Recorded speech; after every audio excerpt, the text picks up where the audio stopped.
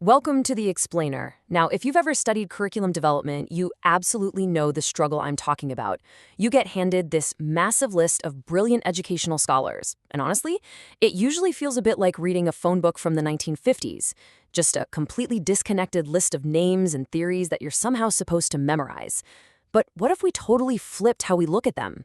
Today, we're going to transform that dry, disconnected list into a highly interconnected, step-by-step construction project. Okay, let's dive into this. The big question we really need to answer is, how do we actually connect the pieces of a curriculum? To do this, we're going to use an extended metaphor. Basically, we are going to build a house. Think of a curriculum not as some dusty academic document, but as a physical structure, one that requires planners, foundation layers, framers, and of course, inspectors. Every single scholar we talk about has a very specific job on our construction site.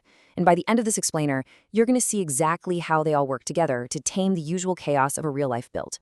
So here's our literal construction plan for today. First, the blueprint of a curriculum. Then, laying the philosophical foundation.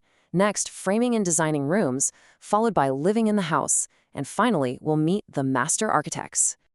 All right, phase 1 of our project, blueprint of a curriculum. Let's set the stage. Now look at how this establishes a totally natural, unbreakable sequence for any educational system. The curriculum foundation model shows us that, hey, we can't just start throwing up walls. We have to follow 3 distinct steps. Step 1 asks the big one. Why should we educate? This is the philosophical foundation, and it fundamentally determines our educational aims and values. Only once we know the why can we actually move to step 2. What should be taught? This is your curriculum design, determining the actual learning experiences.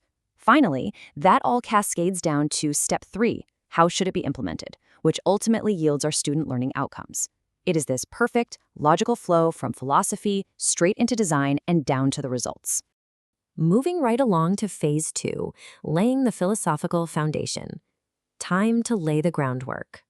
Because, before a single shovel hits the dirt, we have to ask the core foundational question: why build the house in the first place? What is the actual purpose of this structure? To answer that, we bring in our foundation contractors, Ozmon and Craver. Their big idea? Philosophy shapes the curriculum. It's that simple. You literally cannot build a stable curriculum without knowing your educational aims and values first. Ozmon and Craver argue that this philosophy serves as the concrete slab supporting every single thing that comes next. If that foundation is cracked or unclear, the whole house is going to settle unevenly. Think about it for a second.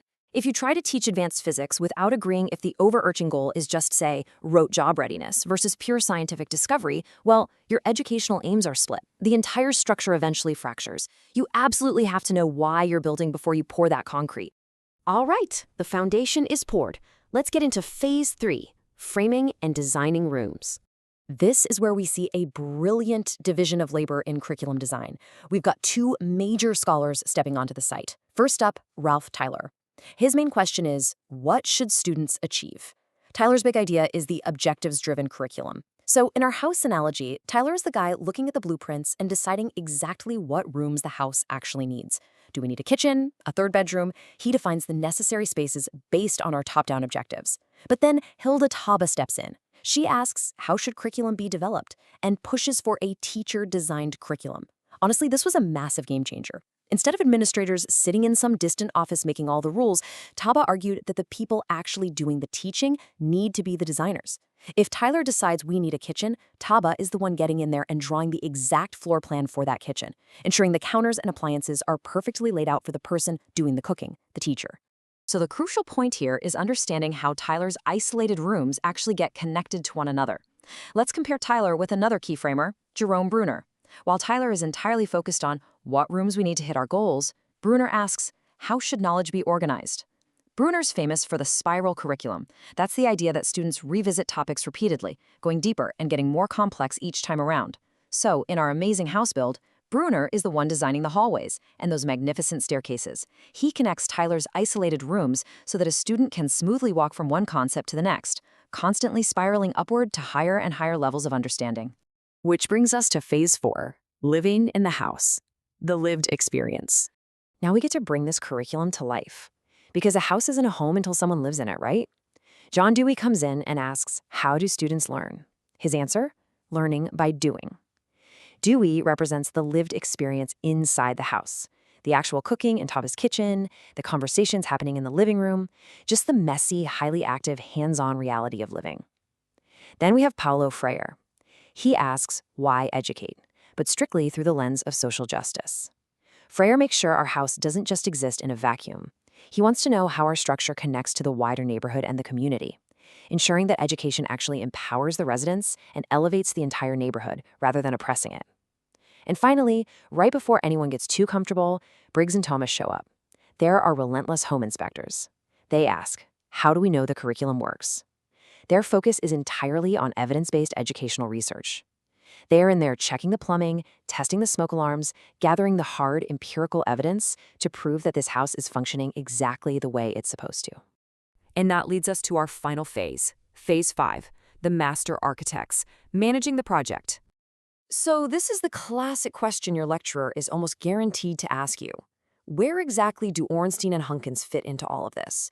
If Ozmon, Tyler, and Dewey are all busy doing their own highly specialized jobs, what on earth do Ornstein and Hunkins do? Well, here is how the whole project builds out. Ornstein and Hunkins are the master architects. They oversee the entire comprehensive curriculum process. They aren't just pouring concrete or inspecting pipes. They are managing curriculum planning, development, implementation, and evaluation. They oversee this whole project from the very first conceptual sketch on a napkin all the way to ongoing maintenance and eventual renovation down the line. They're the project managers making sure every single subcontractor we've talked about is working together in perfect harmony. To make this crystal clear, think about the difference in scale. The specific contractors, like Ozmon and Craver with philosophy, or Tyler with objectives, they have tunnel vision on their specific elements. And honestly, they absolutely need to. You want your concrete guy totally focused on concrete. But the architects, Ornstein and Hunkins, view the curriculum as a complete ecosystem. They integrate multiple foundations. They don't just look at philosophy. They weave in cognitive psychology, pulling in the developmental stages of Piaget and the social scaffolding of Vygotsky, and society, pulling in those progressive ideals of Dewey and Freire. They take all these isolated, brilliant ideas, balance them against the needs of the community, and integrate the whole thing into one massive, cohesive, comprehensive curriculum system that actually stands the test of time. But as we wrap up our tour of this beautifully built curriculum house, I want to leave you with one final, fascinating curveball. What about the things that aren't actually on the official blueprint?